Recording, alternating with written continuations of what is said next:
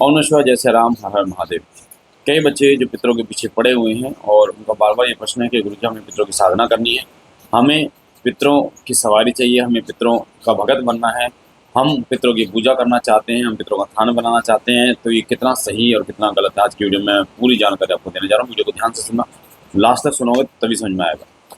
पहली बात तो ये है कि जो पितर हैं, लोग कहते हैं कि पितर कौन होते हैं? पितर वो होते हैं जो आपके पूर्वज थे और इस धरा को वो छोड़कर जा चुके हैं, यानी कि वो शरीर त्याग चुके हैं।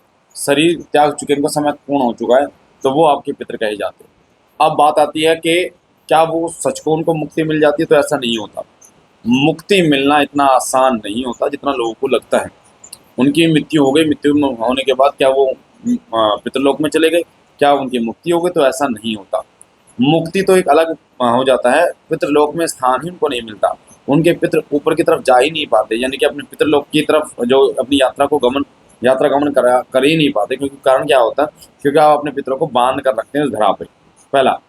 दूसरी बात, उनके कर्म ऐसे नहीं होते, तभी हमें उनके लिए कर्म करने होते हैं, उनका अपना पूजा का फल उनको अर्पण करना होता है, जिससे वो जो है उच्च लोगों की तरफ जो है वो गमन कर पाए। तो पितृ इतनी जल्दी उनको मुक्ति नहीं मिलती है, इस चीज़ का विशेष रूप से ध्यान रखें। दूसरी बात ये भी है कि पितृ और प्रेत, उनमें आपको फ़र्क समझना होगा।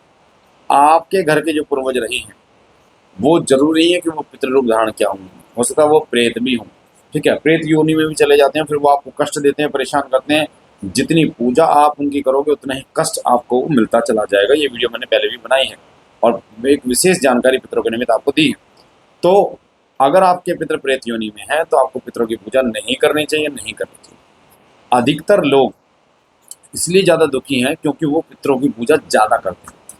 अधिकतर जो आपके घरों में बुजुर्ग माता जी होती हैं, आपकी दादी हो गई, उनको ज़्यादा पितरों की पूजा करने का रहता है कि हाँ, हमारे घर के जो पितर हैं, हमारे घर के जो वो है, हमारे घर के देवता हैं, इनकी पूजा करनी है। और वही आपके सर्वनाश का कारण बनता है, वही आपके दुखों का कारण सबसे ज़्यादा बनता है। क्योंकि पितरों की पूजा, पहली बात तो आपको ये नहीं पता कि आपके पितर प्रेत योनि में हैं या पितृ योनि में। दूसरी बात, आपको ये नहीं पता कि उनकी पूजा करनी भी चाहिए, नहीं करनी चाहिए। तीसरी बात, आपको कैसे करनी चाहिए, कैसे नहीं करनी चाहिए। अधिकतर देखा गया कि पितरों के स्थान पर प्रेत बैठ जाता है, पितरों का भोग प्रेत ग्रहण करता है। पितर आपके बलवान नहीं होते, क्योंकि कई लोग उनको बलवान करना ही नहीं जानते। तो इसलिए लोग क्या करते हैं, लोग पितरों को शरीर पर बुलाते हैं, लोग पितरों के निमित्त भोग देते हैं, लोग पितरों के लिए तो ये चीज़ें व्यवहार वो करते हैं, ठीक है। फिर एक बच्चे ने एक प्रश्न किया कि गुरु जी फिर सेवादार कौन होता है? तो बेटा देखो, सेवादार वो होता है, जैसे आपके घर में कोई भगत था, वो इस धरा को छोड़ के चला गया, तो वो भगत था, उसके साथ शक्तियाँ थी, तो वो सेवादार कहा जाता है उसके घर का, ठीक है। तो एक पितर भी कह सकते हैं सेवादार, एक क्योंकि वो भगत था तो इसलिए सेवादार का शब्द उसके साथ जुड़ गया। अब अगर आप पितृ प्रेत योनि में जितनी पूजा करोगी, आपके घर में परेशानियां बढ़ती चली जाएंगी, दिक्कतें बढ़ती चली जाएंगी।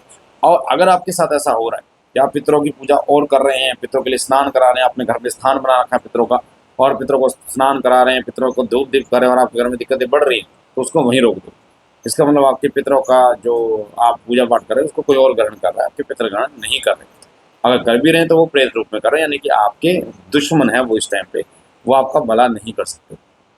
तो इस चीज़ को गौर रखना, ध्यान देना इस चीज़ पर, ठीक है। पहली बात मैंने बताई। दूसरी बात ये कि पितरों की पूजा या पितरों का जो भोग आप अज्ञानी पर देते हो, वो देना चाहिए या नहीं देना चाहिए? तो मेरा ये मानना है, अगर आप पितरों के निमित्त कुछ करना चाहते हैं, तो सबसे सुंदर और सबसे अच्छी चीज़ बताता हूँ आपको। आप जो करेंगे उससे आपके पितर तृप्त होंगे और आपके पितर प्रेत योनि से मुक्त होंगे। आपके पितर आपके घर की रक्षा करेंगे, शुद्ध अवस्था में आपका साथ देंगे, आपको दिखाई भी देंगे। वो है कि जब भी पितरों की पूजा करो, क्योंकि पितर जो है ना, मैक्सिमम पितरों की दिक्कत आती है। पितरों की दिक्कत क्यों होती है? पितर बलवान नहीं होते, प्रेत सबसे पहले पितरों का स्थान लेता है, क्योंकि पितर वो सब जानता है कि पितर जो है वो उसके घर के होते हैं और वो उसकी पूजा करेगा ही करेगा, तो उसके भोग को खाकर वो बलवान होते चले जाते हैं। तो करना क्या है आपको? करना यह है कि आपको किसी भक्त का या किसी देवता का सहारा लेना है अपने पितरों की सेवा के लिए। सबसे पहले आपको एक लोटा जल लेना है, उसके अंदर गंगा जल डाल देना, थोड़ा सा चावल डाल देना, 1 रुपये का सिक्का डाल देना, 2 लौंग डाल देनी है और थोड़ा कच्चा दूध डाल देना, एक बतासा डाल देना। इस वीडियो को 2-3 बार सुन लेना, ताकि अगर आपको समझ में ना आए तो अच्छी तरीके से समझ में आ जाए। अब ये लोटा जल आपको लेके जाना है अपने घर में, ये बोलकर पूरे में घुमाना है, एंटी क्लॉकवाइज, और बोलना है, हे बाबा भोलेनाथ, ये जल मैं आपके चरणों में समर्पित कर रही हूँ। या आप श्री सिद्धि विश्वकर्मा को साक्षी मान सकते हैं कि मेरे घर के जो पितर हैं जो प्रेत योनि में है वो पितृ योनि में आए, जो बंधन में है वो बंधन में मुक्त हों और हम पर कृपा हो। तो वो घुमा के आपको लेके जाना है शिवलिंग पे, और वहाँ पर भी सेम आपको बोलना है कि श्री सतविशुद्धाम योग साक्षी मानकर, हे बाबा भोलेनाथ, हम आपको जल अर्पण कर रहे हैं, हमारे घर के जो पितर हैं उनको प्रेत योनि से मुक्त कीजिए और उनको शुद्ध कीजिए। ये लगातार 21 दिन आपको करना है, कंटिन्यूइंग 21 दिन।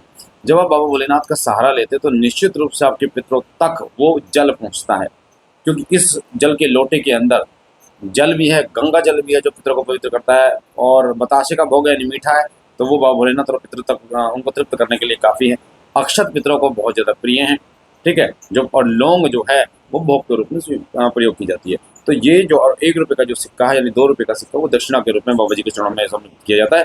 कि जब आप संकल्प लेते हैं या आप जब किसी से विनती करते हैं, जैसे बालाजी की दरखास्त पैसे की लगाई जाती है, तो उसी प्रकार से जो दक्षिणा के रूप में कार्य करता है।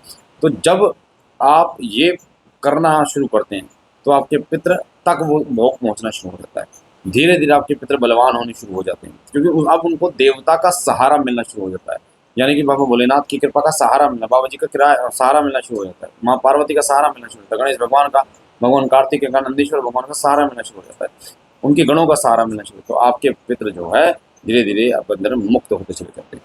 आपके पितृ धीरे धीरे धीरे धीरे वो पावरफुल होते चले जाते हैं, शुद्ध होते चले जाते हैं, वाइट सफ़ेद तरंग उनसे निकलनी शुरू हो जाती है और मलिनता उनकी खत्म होती चली जाती है। उनकी जो विपरीत बुद्धि होती है, अगर किसी तांत्रिक ने उनको बांध के उल्टा भेज दिया आपके ऊपर, तो वो भी धीरे धीरे खत्म होते चली जाती है। इस उपाय को आप जितना दिन करेंगे उसका ज़बरदस्त रिजल्ट आपको मिलेगा। आप इसे 21 दिन 41 दिन कंटिन्यू करते रहिए। अगर आप अपने जीवन में इसे जोड़ लेते तो आपको आप यकीन मानिए, मैं आपको बता नहीं सकता, इसका प्रभाव इतना प्रबल है, इतना विकट है कि आपके घर में आपको स्वयं अनुभव देंगे वो पुत्र।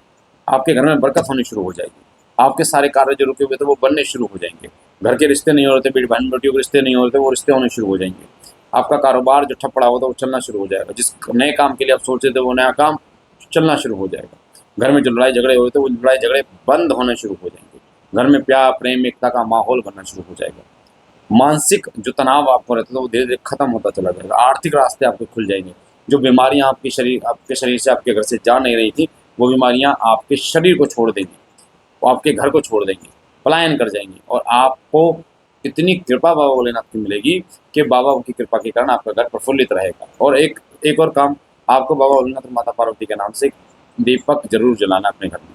जब आप ये कर्म करेंगे तो आपको एक दीपक जरूर जलाना है अपने घर में। इस चीज़ का विशेष विधान, अगर आप अच्छा रिजल्ट चाहते हो इस जो मैंने आपको बताया, ठीक है, बारीकी से इस चीज़ का अनुभव आप करेंगे कि जब से आपने जल चढ़ाना शुरू किया बाबा जी पर ये पितरों के निमित्त, तब आपके घर में सुख शांति होनी शुरू हो गई। जो गुस्सा आपके पति को आता था, आपको आता था, आपके घर में जिन बच्चों को गुस्सा आता था, वो गुस्सा धीरे धीरे कंट्रोल होना शुरू हो गया है, धीरे धीरे वो गुस्सा कंट्रोल होना शुरू हो गया है। साथ साथ में जो बेवजह आपके घर में झगड़े होते थे वो झगड़े धीरे धीरे खत्म होने शुरू हो गए हैं। आपको इन चीज़ों का एहसास स्वयं होगा। जो बीमारियाँ, पैसे जो आपकी बीमारियों में जा रहे थे, सैलरी आई इधर चले गए, वो पैसे बचने शुरू हो गए हैं अगर आप इस तरीके को करेंगे। ये आजमाया हुआ तरीका है, बाबा भोलेनाथ की कृपा से श्री सिद्ध विशक्ति धाम से ये आदेश आपको मिला है कि आप इसको करेंगे तो 100% इसका रिजल्ट मिलेगा। बाकी हर संडे को श्री सिद्ध विशक्ति धाम में दरबार लगता है। इस बार 19 अक्टूबर यानी छोटी दीपावली पर दरबार लगेगा, और जो बच्चे धाम से जुड़े हुए हैं, शिष्य हैं, उनका धाम में माथा टेकना जरूरी है। दीपावली का माथा जरूर टेके धाम में आके, बहुत जरूरी है। और जिन लोगों को तंत्र मंत्र की दिक्कत है वो संकटनाशक हवन करा सकते हैं। श्री सिद्ध विशक्ति धाम में 29 अक्टूबर को संकटनाशक हवन होगा। अपना नाम लिखवा सकते हैं, 6-7 लोगों का नाम और लिखेगा, केवल 50 लोगों का हम संकटनाशक हवन करते हैं।